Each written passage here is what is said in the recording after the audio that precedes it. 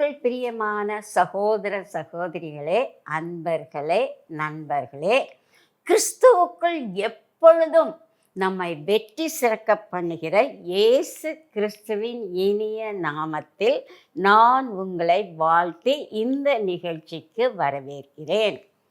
நாம் புதிய ஆண்டில் காலடி எடுத்து வைத்துள்ளோம். நமக்கு புதிய எண்ணங்கள், புதிய எதிர்பார்ப்புகள், புதிய முயற்சிகள் நம் மனதில் இருக்கின்றது. அந்த எல்லா நிகழ்ச்சிகளையும் எதிர்பார்ப்புகளையும் நம் தேவனாகிய கர்த்தர் நமக்கு வெற்றி தந்து வெற்றி வாகை சூட ஆவலுடன் காத்து கொண்டிருக்கிறார். பழைய காலத்தில், பழைய வருடத்தில் நம் தேவனாகிய கர்த்தர் நமக்கு நம் வாழ்வில் அநேக ஆசீர்வாதங்களை தந்தார், அற்புதங்களையும் அடையாளங்களையும் செய்தார். அதற்காக நாம் அவரை துதித்து கொண்டே இருக்க வேண்டும். இந்த ஆண்டில், இந்த புதிய ஆண்டில் நம்முடைய முகத்தில் ஆனந்தமாய் இருக்கத்தக்கதாக பல புதிய நன்மைகளை நமக்கு கொடுக்க இருக்கின்றார். ஆம், நம் வாழ்வில் அவருடைய புதிய ஆசீர்வாதங்கள் பெறப்போகிறோம். பறவைகள் இனிமையாக பாடிக்கொண்டிருக்கின்றது, மலர்கள் மலர்ந்து கொண்டே இருக்கின்றது. நம்முடைய முகத்தில் ஆனந்தம் தவழும் வண்ணம் நாம் இந்த புதிய ஆண்டை வரவேற்கலாமா? ஆம், நாம் இப்பொழுது புதிய ஆண்டை வரவேற்கப் போகிறோம். இந்த புதிய ஆண்டின் நற்செய்தி ஒரு உயரிய, ஒரு சிறந்த நற்செய்தியாக இருக்கின்றது. நான் எடுத்துக்கொண்ட கருப்பொருள் என்னவென்றால், இன்றைக்கு, அதாவது டுடே, இன்றைக்கு நம் தேவனாகிய கர்த்தர் நமக்கு அநேக ஆசீர்வாதங்களை கொடுக்க இருக்கின்றார். 3 ஆசீர்வாதங்களை பற்றி இப்பொழுது நாம் பார்க்கலாம். இன்றைக்கு இரட்டிப்பான நன்மையை இயேசு கிறிஸ்து கொடுக்கிறார். இன்றைக்கு மீட்பு, விடுதலையை கொடுக்கிறார். இன்றைக்கு பரிசுத்தத்தை கொடுக்கிறார். இந்த 3 ஆசீர்வாதங்களும் இன்றைக்கே, இப்பொழுதே, இந்த நிமிஷமே நாம் கிடைக்க பெறக்கூடியவர்களாக இருக்கின்றோம். நாம் ஆராதிக்கும் தேவன் நமக்கு இரட்டிப்பான நன்மையை கொடுக்கிறார். நாம் எப்பொழுதும் ஆராதிக்கும் தேவன் நல்லவரும் வல்லவரும் நம்மில் அன்பு கூறுகிறவராய் இருக்கிறார். அவர் தம்முடைய கருணையின் நிமித்தம் தமது கரங்களை நீட்டி, வா சகோதரியே, சகோதரனே, என்னிடத்திற்கு வா, உனக்கு இரட்டிப்பான நன்மையை கொடுப்பேன் என்று கூறுகிறார். அதற்கு நான் எடுத்துக்கொண்ட ஆதார வசனம் சகரியா 9:12. நம்பிக்கையுடைய சிறைகளே, அரணுக்கு திரும்புங்கள், இரட்டிப்பான நன்மையை தருவேன், இன்றைக்கே தருவேன். நன்றாக கவனியுங்கள், இரட்டிப்பான நன்மையை தருவேன், இன்றைக்கே தருவேன் என்று கூறுகிறார். வேதத்தில் அநேக இரட்டிப்பான நன்மைகளை நம் தேவன் வாக்குத்தத்தம் பண்ணியிருக்கிறார். அதில் 5 இரட்டிப்பான நன்மைகளை நாம் பார்க்கலாம். இரட்டிப்பான ஆவிக்குரிய வரம், இரட்டிப்பான உலக பிரகாரமான ஆசீர்வாதம், இரட்டிப்பான பங்கு, இரட்டிப்பான நமக்கு கொடுக்க போவது சுதந்திரம், இரட்டிப்பான கனம். முதலாவதாக ஆவிக்குரிய வரத்தை இயேசு கிறிஸ்து இந்த வருடம் இரட்டிப்பாய் நமக்கு கொடுக்க போகிறார். உங்களுக்கு அற்புதங்கள் தேவையா? அப்படி என்றால் எலிசா தீர்க்கதரிசி போல இரட்டிப்பான வரத்தை எனக்கு தாரும் கர்த்தாவே, இன்றைக்கே தாரும் என்று கேட்க வேண்டும். எலியா தீர்க்கதரிசி 7 அற்புதங்களை செய்தார். ஆனால் எலிசா தீர்க்கதரிசி இரட்டிப்பான வரத்தை கர்த்தரிடத்திலிருந்து பெற்று 14 அற்புதங்களை செய்தார். நாமும் இரட்டிப்பான வரத்தை இயேசுவிடமிருந்து பெற்றுக்கொள்ள வேண்டும். அப்பொழுது நாம் நினைப்பதற்கும் நாம் விண்ணப்பம் செய்வதற்கும் மேலாக வரங்களை அவர் அள்ளி கொடுத்து கொண்டே இருக்கின்றார். அடுத்ததாக ரெட்டிப்பான உலக ஆசீர்வாதம். யோபு ரெட்டிப்பான உலக ஆசீர்வாதத்தை பெற்றான். அதே போல் இந்த வருஷம் நம்முடைய வாழ்வில், நம்முடைய தொழிலில், நம்முடைய வியாபாரத்தில், நாம் வேலையில், நம்முடைய பிள்ளைகளின் படிப்பில், பிள்ளைகளின் திருமண காரியங்களில் சொல்லிக்கொண்டே போகலாம்.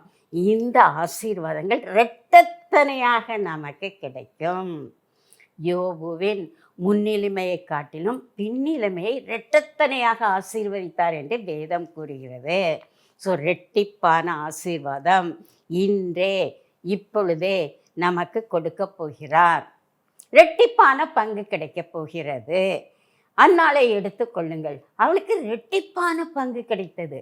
முதல் பங்கு சாமுவேல் ஒரு ஈவாக கிடைத்தான்.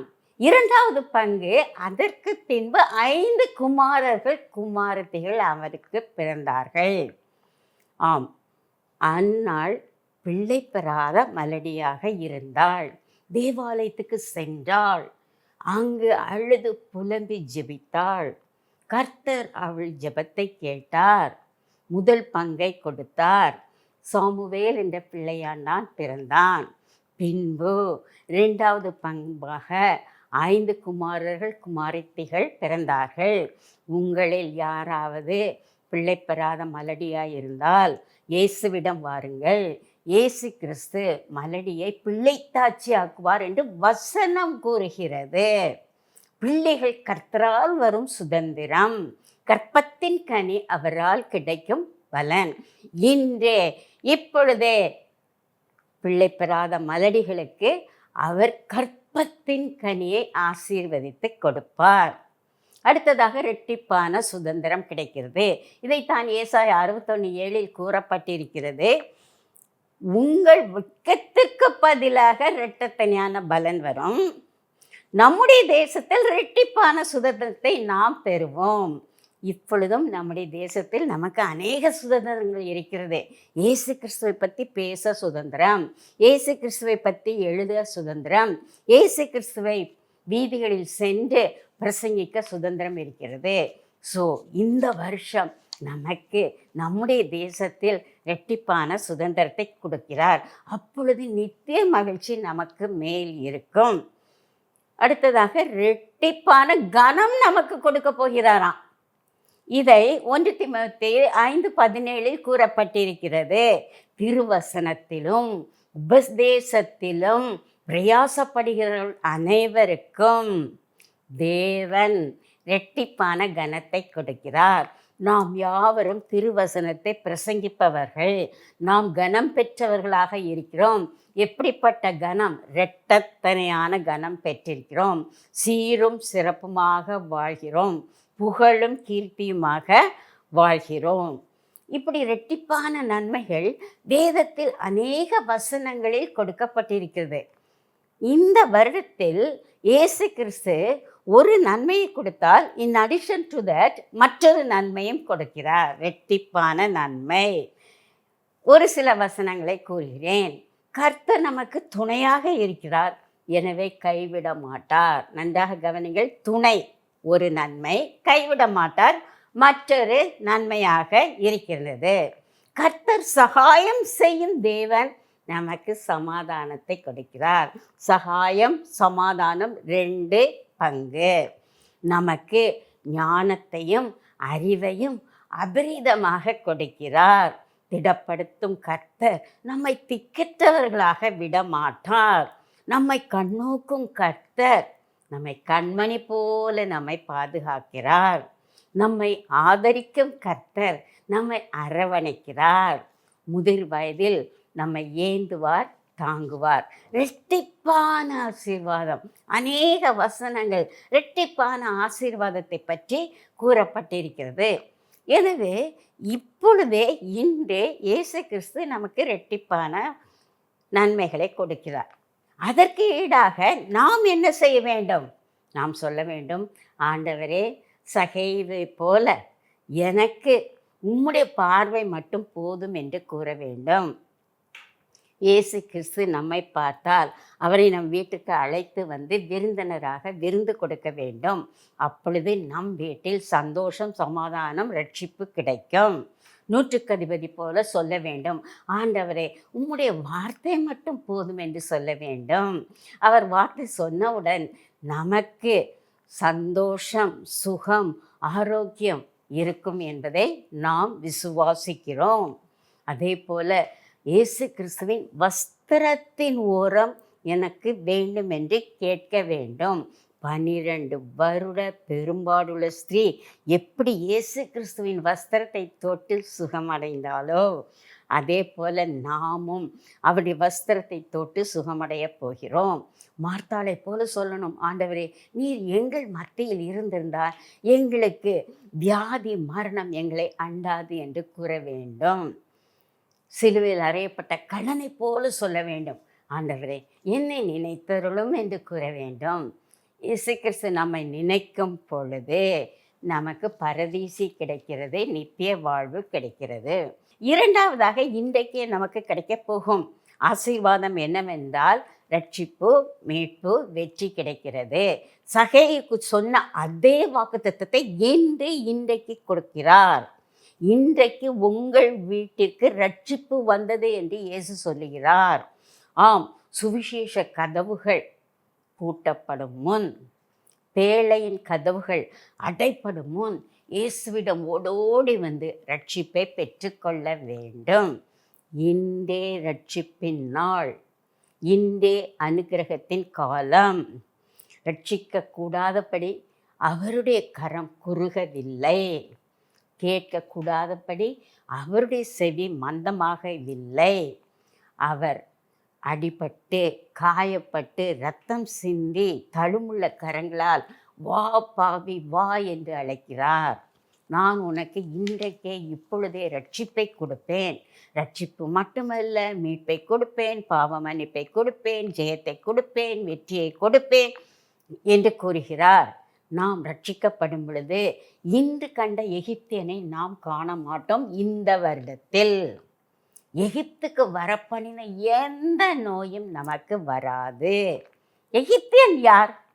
எகிப்தியன் எனப்படுவது பாவம், சாபம், கட்டுகள், பிரச்சனைகள், ஏமாற்றங்கள், தோல்விகள், இதுதான் எகிப்தியன். அந்த எகிப்தியனை இந்த வருடத்தில் நாம் பார்க்க வேண்டும். நாம் ஜெயிக்கவே பிறந்திருக்கிறோம். தோல்வி என்ற அகராதி நம் வாழ்க்கையில் இல்லை.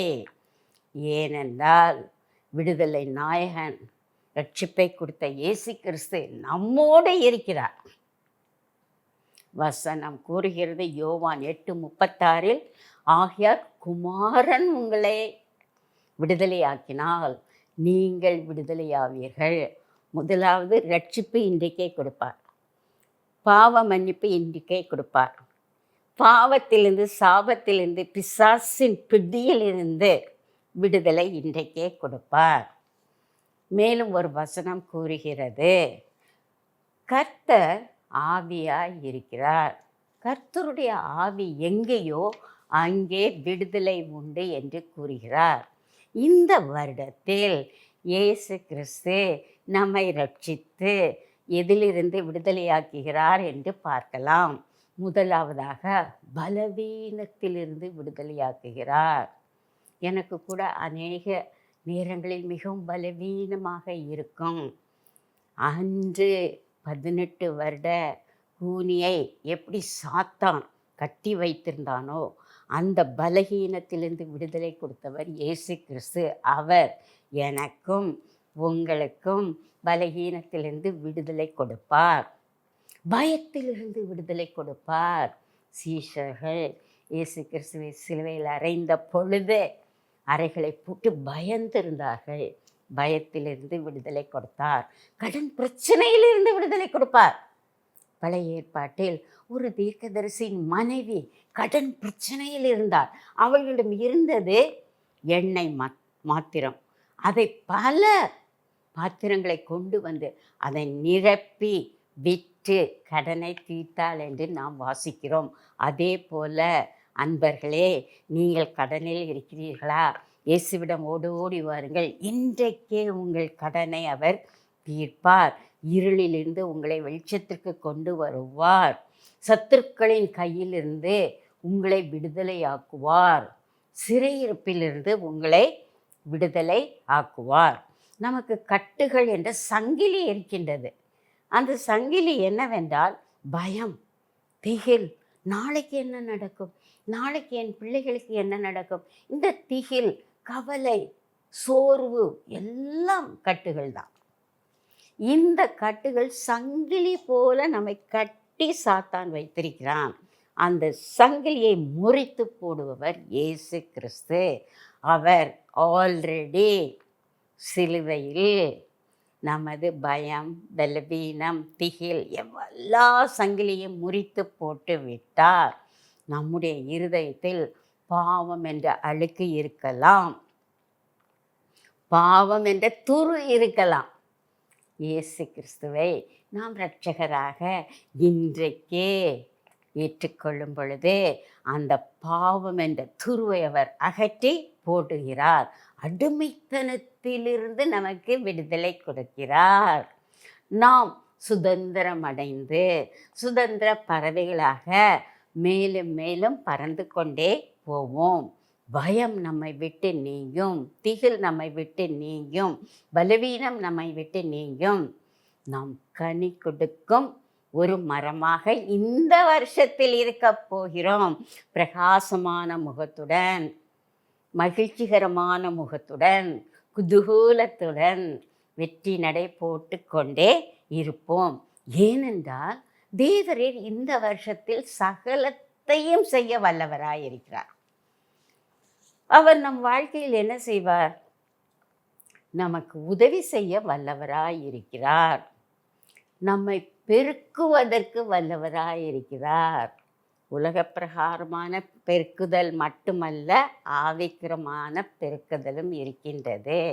நமது ஊழியத்தை பெருக்குவார். அவர் கொடுத்த வாக்குத்தத்தத்தை நிறைவேற்றுவார். நம்மை நிலைநிறுத்துவார். நாம் பாடிக்கொண்டே இருக்க வேண்டும். விடுதலை, விடுதலை, விடுதலை, என் இயேசுவால் விடுதலை. நான் விடுதலை அடைந்து இன்ப கானானுக்குள் நுழைந்து செல்கிறேன் என்று பாடிக்கொண்டே இருக்கலாம். டெப்ட் சர்டிஃபிகேட் என்று கேள்விப்பட்டிருக்கிறீர்களா? கடன் பத்திரம். சிலர் கந்து வட்டிக்காரர்கள் இருப்பார்கள், அதிக வட்டிக்கு கடன் கொடுப்பவர்களும் இருப்பார்கள். அவர்கள் 1 லட்சம் 2 லட்சம் கடன் வாங்கும்போது ஒரு சர்டிஃபிகேட் ஒன்று எழுதிவிடுவார்கள். அது நம்மளுக்கு பயங்கர கட்டாக இருக்கும். அந்த வட்டியை கூட கட்ட முடியாத நிலையில் இருப்போம். அப்படிப்பட்ட நேரத்தில் இயேசுவிடம் வந்தால் அந்த டெப்ட் சர்டிஃபிகேட்டை கிழித்து போடுவார். பாவம் என்பது ஒரு கடன். பாவம் என்ற கடனை சாத்தானானவன் நம்மில் கட்டி வைத்திருக்கிறான். நாம் எழும்ப முடியாதபடி, நாம் பிரகாசம் அடையாதபடி, நாம் ஒரு வளமான வாழ்க்கை வாழாதபடி கட்டி வைத்திருப்பான். அப்பொழுது இயேசு கிறிஸ்து வந்து ஒரு இரட்சகராக வந்து அந்த பாவம் என்ற கடனை முறித்து போடுகிறார். அந்த டெப்ட் சர்டிஃபிகேட்டை கிழித்து போடுகிறார். ஏனென்றால் already he did everything on the cross. நம்ம இப்போ ஃப்ரீ பேர்ட்ஸ், சுதந்திரம் வந்திருக்கிறது. மூன்றாவதாக இந்த வருஷம் நமக்கு அவர் என்ன சொல்லுகிறார் என்றால், உங்களை பரிசுத்தப்படுத்துங்கள் என்று கூறுகிறார். இன்றைக்கே பரிசுத்தம், இன்றைக்கே பரிசுத்தம்.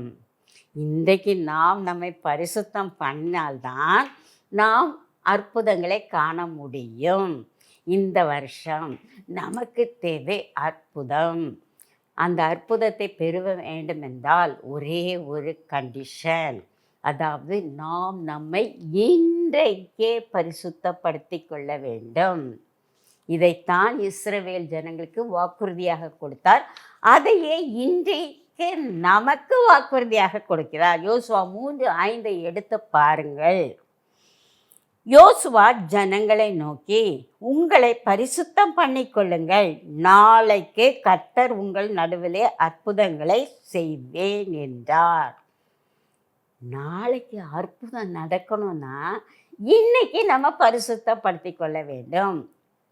Holiness will be followed by miracles. Miracles வேண்டும். அப்போ ஆண்டவரே என்னை பரிசுத்தப்படுத்தும் என்று கூற வேண்டும். நம்மை பரிசுத்தப்படுத்துவார் இயேசு கிறிஸ்து. 1 தெசலோனிக்கேயில் கொடுக்கப்பட்டு இருக்கிறது. சமாதானத்தின் தேவன் நம்மை முற்றிலும் பரிசுத்தமாக்குவார். எனவே இந்த வருஷத்தில் நீதி உள்ளவன் நீதி செய்யட்டும், பரிசுத்தம் உள்ளவன் இன்னும் பரிசுத்தமாக வேண்டும். நம் சிந்தையில் பரிசுத்தம் வேண்டும், நம்முடைய சொற்களில் பரிசுத்தம் வேண்டும், நம்முடைய வினைகளில் பரிசுத்தம் வேண்டும். எனவே நாம் பரிசுத்தமாய் ஜீவிக்க வேண்டும் என்றால் நம்மிடத்தில் ஆழமான ஒரு வாஞ்சை இருக்கணும். Yes Lord, I want to be holy. நான் உமக்கு முன்பாக ஒரு பரிசுத்தமான, ஒரு நீதியான, ஒரு தூய்மையான வாழ்க்கையை வாழ விரும்புகிறேன் என்ற வாஞ்சை நமக்குள் இருக்க வேண்டும். உறுதியான தீர்மானம் இருக்க வேண்டும். ஆண்டவரே என்னை பரிசுத்தப்படுத்தும், நான் பரிசுத்தமாவேன், அதற்கப்புறம் உம்முடைய அற்புதத்தை என்னுடைய வாழ்க்கையில் செய்யும் என்று கூற வேண்டும். திட்டமான அர்ப்பணிப்பு இருக்கணும். I want to be holy. என் தேவன் பரிசுத்தராய் இருப்பது போல நானும் பரிசுத்தனாய் இருக்க வேண்டும் என்று நினைக்க வேண்டும். இயேசு கிறிஸ்து மட்டுமே நம்மை பரிசுத்தமாக்கக்கூடியவர். அவருடைய இரத்தத்தால் நம்மை பரிசுத்தமாக்குவார், அவருடைய வசனத்தால் நம்மை பரிசுத்தமாக்குவார், அவருடைய பரிசுத்த ஆவியினால் நம்மை பரிசுத்தமாக்குவார். நாம் எப்படி இருக்கிறோம்? ஒரு அழுக்கான ஒரு சாக்கடையில் இருக்கும் ஒரு மகனைப் போல் இருக்கிறோம். அப்பொழுது இயேசு கிறிஸ்து நம்மிடத்தில் வந்து பரிசுத்தம் பண்ணிக்கொள். இயேசு கிறிஸ்துவின் ரத்தம் சகல பாவங்களையும் நீக்கி நம்மை சுத்திகரிக்கும். தெருவில் ஒரு சின்ன பையன் விளையாடிட்டு இருக்கான், ரொம்ப புழுதி. அப்போ என்ன செய்வார்? அவங்க தகப்பனோ தாயோ வந்து அந்த சிறுவனை தூக்கி கொண்டு வந்து குளிப்பாட்டி சோப்பு போட்டு சுத்திகரிப்பார்கள். அதே போல் நமது பரம தகப்பன் நம்மை சாக்கடையில், பாவம் என்ற சாக்கடையில் விழுந்து கிடந்த நம்மை எடுத்து பரிசுத்தப்படுத்தி இரத்தத்தால் கழுவி நீதியின் வஸ்திரத்தை நமக்கு உடுத்துவிக்கிறார். இம்மையில் மட்டும் நாம் பரிசுத்தமாக இருந்தால் போதாது, மறுமையிலும் பரிசுத்தமாக இருக்க வேண்டும் என்று விரும்புகிறார். இதைத்தான் வெளிப்படுத்தின விசேஷத்தில் கூறப்பட்டிருக்கிறது. மறுமையில் நாம் பரிசுத்தவான்களோடு பரிசுத்தவான்களாக இருப்போம், வெண்ணங்கி தரித்தவர்களாக இருப்போம். அந்த வெண்ணங்கி மாசற்ற குற்றமற்ற இயேசு கிறிஸ்துவின் ஆட்டுக்குட்டியானவருடைய இரத்தத்தில் தோய்க்கப்பட்ட அங்கியாக இருக்கும். எனவே இரத்தம் நம்மை பரிசுத்தப்படுத்த வேண்டும். இரண்டாவதாக வசனம் நம்மை பரிசுத்தப்படுத்தும். வேத வசனங்கள் பரிசுத்தம் உள்ளவை, அதில் ஜீவன் இருக்கிறது, அதில் ஒளி இருக்கிறது, அதில் மிகுந்த ஒரு சுத்திகரிப்பு நிலைமை இருக்கின்றது. ஏனென்றால் வசனம் பேதையை ஞானியாக்கும், பாவியை பரிசுத்தவானாக மாற்றும். சங்கீதம் 119 கூறப்பட்டிருக்கிறது, வாலிபன் தன் வழியை எதனால் சுத்தம் பண்ணுகிறான்? உம்முடைய வசனத்தின்படி தன்னை சுத்தம் பண்ணிக்கொள்கிறான் என்று கூறப்பட்டிருக்கிறது. பரிசுத்தாவினால் நாம் பரிசுத்தமாக்கப்படுகிறோம். இதையும் ரோமர் 15:15 கூறப்பட்டிருக்கிறது. புறஜாதிகள் தேவனுடைய பரிசுத்தாவினால் பரிசுத்தமாக்கப்படுகிறார்கள். நம்முடைய சரீரம் பரிசுத்த ஆலயம், பரிசுத்தாவியானவர் நம்முடைய சரீரத்துக்குள் இருக்கிறார். எனவே நாம் பரிசுத்தமாக இருக்க வேண்டும். இந்த வருஷம் நமக்கு ரெட்டிப்பான நன்மையை இயேசு கொடுத்து கொண்டே இருக்கிறார். போய் பெற்றுக்கொள்ளலாமா? இந்த வருடம் நமக்கு பரிசுத்தத்தை கொடுத்து அற்புதத்தின் மேல் அற்புதத்தை கொடுக்கிறார். போய் பெற்றுக்கொள்ளலாமா? இந்த வருடம் ரட்சிப்பை கொடுத்து, மீட்பை கொடுத்து, பாவ மன்னிப்பை கொடுத்து வெற்றியை கொடுக்கிறார். போய் வாங்கி கொள்ளலாமா? கர்த்தர் இந்த வசனங்களை ஆசீர்வதிப்பாராக. கிறிஸ்தவர்கள் அருமையான சகோதர சகோதரிகளை, சத்திய வசனத்தை கேட்டோம். எனவே இப்பொழுது நம் வாக்குத்தத்தங்களை நாம் எடுத்துக்கொள்ள வேண்டும். ஜெபத்தின் மூலம் வாக்குத்தத்தங்களை பற்றி கொள்ளலாம். நாம் ஜெபிப்போமா? எல்லாவற்றையும் புதிதாக்குவேன் என்று கூறின எங்கள் அன்பின் தேவனே, இப்பொழுது எங்களுக்கு புதிய ஆசீர்வாதத்தால் நிரப்பும் கர்த்தாவே. எங்களுக்கு தேவையானது புதிய நாமம். உம்முடைய புதிய நாமத்தை எங்கள் நெற்றியில் வரையும் கர்த்தாவே. அதன் மூலம் நாங்கள் வல்லமையோடு உலகத்திற்குள் புறப்பட்டு சென்று உமக்காக ஊழியம் செய்ய கிருபை புரியும் கர்த்தாவே. உமது புதிய பாடலை எங்கள் நாவில் வையும் கர்த்தாவே. நாங்கள் உமக்கு புதிய பாடல் பாடி உமக்கு துதி ஆராதனை செய்ய கிருபை புரியும் கர்த்தாவே. எங்களுக்கு தேவையானது நவமான இருதயம். பழைய பாவமான கல்லான இருதயத்தை எடுத்து போட்டு புதிய இருதயத்தை கொடும் கர்த்தாவே.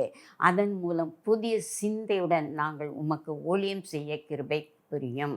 மேலும் எங்களுக்கு தேவை புதிய பலன். கர்த்தருக்கு காத்திருப்பவர்கள் புதுபலன் அடைந்து செட்டைகளை அடித்து எழும்புவார்கள். ஆம் கர்த்தாவே, இந்த வருடத்தில் எங்களுக்கு புதிய பலனை கொடும். நாங்கள் வெற்றிகரமாக வெற்றியின் மேல் வெற்றி அடைந்து மேலே மேலே எழும்ப கிருபை புரியும். எங்களுக்கு புதிய உடன்படிக்கையை கொடும், புதிய கிருபையை கொடும். அன்றாடம் தினம் தினம் புது கிருபையை நாங்கள் பார்க்க நீதாமே எங்களோடு கூட இரும் கர்த்தாவே. இவை எல்லாவற்றையும் புதிதாய் நீ செய்ய போகிறதற்காக நன்றி நன்றி. இந்த ஜெபங்களையும் விண்ணப்பங்களையும் வேண்டுதல்களையும் இயேசு கிறிஸ்துவின் இனிய நாமத்தில் கேட்டுக்கொள்கிறோம் கர்த்தாவே. ஆமென் ஆமென்.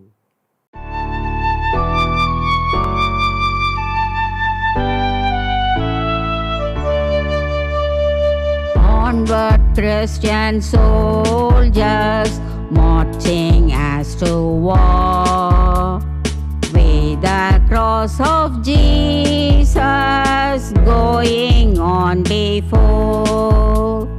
Christ the royal master leads against the foe. Forwarding to battle, see his banner go. Onward, Christian soldiers, marching as to war. With the cross of Jesus going on before. At the sign of triumph, Satan's host doth flee. On then Christian soldiers on to victory. Hell's foundations quiver at the shout of praise. Brothers, lift your voices, louder anthems raise. Onward, Christian soldiers, marching as to war. With the cross of Jesus going on before. Like a mighty army moves the charge of God. Brothers, we are treading where the saints have trod. We are not divided, all one body we. One in hope and doctrine, one in charity. Onward, Christian soldiers, marching as to war. With the cross of Jesus going on before. Onward, any people, join our happy throng. Blend with us your voices in the triumph song. Glory, Lord, and honor unto Christ the King. This through countless ages, men and angels sing. Onward, Christian soldiers, marching as to war. With the cross of Jesus Jesus, going